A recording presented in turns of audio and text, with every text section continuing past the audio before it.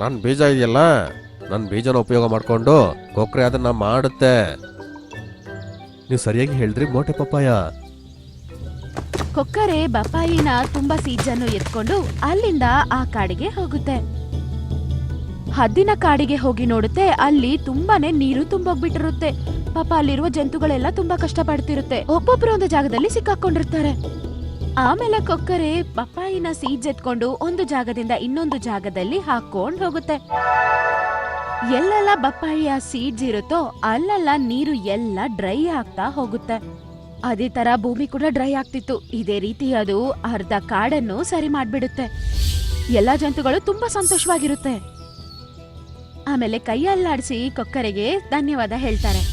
ಕಾಡನ್ನು ಬಿಟ್ಟು ಓಡಿ ಹೋದ ಬೇರೆ ಜಂತುಗಳು ಎಲ್ಲಾನು ಕಾಡಿಗೆ ರಿಟರ್ನ್ ಬಂದ್ಬಿಡುತ್ತೆ.